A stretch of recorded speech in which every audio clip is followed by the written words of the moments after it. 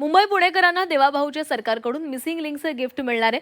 Mumbai Pune एक्सप्रेसवेवरील missing link मार्ग प्रकल्पाचं थोड्याच वेळात लोकार्पण होणार आहे। मुख्यमंत्री देवेंद्र फडणवीसांच्या हस्ते या मार्गाचं लोकार्पण केलं जाईल।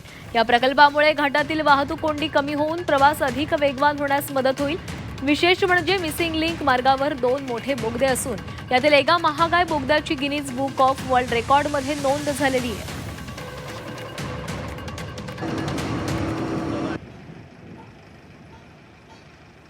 देशातलं वंडर ज्याला गिनीज बुक ऑफ वर्ल्ड रेकॉर्डने वाइडेस्ट अंडरग्राउंड टनेल असा दर्जा दिला, रेकॉर्ड दिला आणि सर्व प्रकारच्या इंजिनिअरिंग मार्वल्सने परिपूर्ण अशा पद्धतीनं हा मार्ग या ठिकाणी तयार झालाय आणि आज त्याचं लोकार्पण झाल्यानंतर मुंबई पुणे रोडवरचं कंजेशन हे पूर्णपणे संपेल। अर्ध्या तासाने अंतर कमी होईल, 10 किलोमीटरने अंतर कमी होईल आणि आपला जो मुंबई पुणे क्वांटम कॉरिडॉर आहे, टेक्नॉलॉजी कॉरिडॉर आहे, हा कॉरिडॉर करण्याकरता त्याचा एक मोठा फायदा होणार आहे।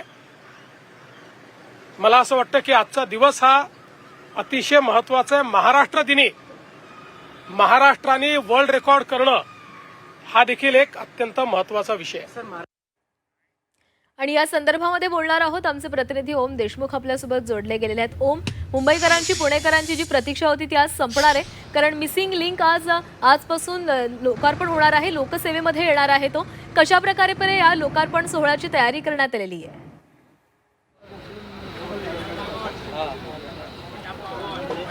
प्राची, निश्चितच आपण पाहू शकतोय की मी सध्या त्याच ठिकाणी आहे ज्या ठिकाणी मिसिंग लिंकचं उद्घाटन होणार आहे। माझ्या मागे तो खरं तर स्पॉट आहे ज्या ठिकाणी हे लोकार्पणाचा कार्यक्रम थोड्या वेळात मुख्यमंत्री देवेंद्र फडणवीस आणि दोन्ही उपमुख्यमंत्र्यांच्या उपस्थितीमध्ये पार पडेल। 1 वाजेच्या सुमारास खरं तर या ठिकाणी हा कार्यक्रम पार पडणार आहे। आपण पाहतोय की यशवंतराव चव्हाण मुंबई पुणे द्रुतगती मार्गावरचा हा मिसिंग लिंकचा लोकार्पण सोहळा मुख्यत्वे थोड्या वेळामध्ये पार पडतो। जसं आता मुख्यमंत्री देवेंद्र फडणवीस यांनी सांगितलं की हा एक वर्ल्ड रेकॉर्ड आहे आणि खरं तर 13.3 किलोमीटर लांबीचा हा मोठा प्रकल्प आहे। यातली जर वैशिष्ट्य पाहायला गेली तर अनेक मोठमोठ्या इंजिनिअरिंग मधल्या मोठमोठ्या गोष्टी किंवा अशक्य अशा गोष्टी या प्रकल्पाच्या माध्यमातून साधण्याचा प्रयत्न झालेला आहे। खरं तर रुंद असा, सगळ्यात मोठा रुंद असा बोगदा जो जगात काही मोजके बोगदे आहेत त्यातल्या एका बोगद्याची बांधणी या प्रकल्पामध्ये झालेली आहे।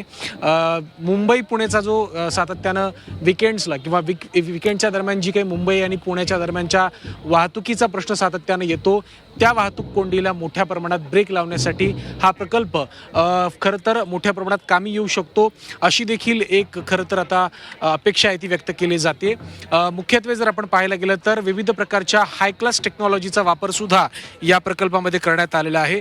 जो खरं तर पुढे ब्रिज आहे जो बांधण्यात आलेला आहे तो केबल ब्रिज आहे आणि अत्यंत भव्य दिव्य अशा पद्धतीची बांधणी या वेळेला या प्रकल्पाच्या संदर्भामध्ये या पुलाची देखील करण्यात आली आहे। टनेलचा देखील वापर या ठिकाणी बांधकाम करण्यात आले, त्यामुळे विविध प्रकारे अनेक इंजिनिअरिंग मार्वलचा वापर करून बांधण्यात आलेला हा प्रकल्प खरं तर एक इंजिनिअरिंगचा उत्कृष्ट नमुना मानला जातोय।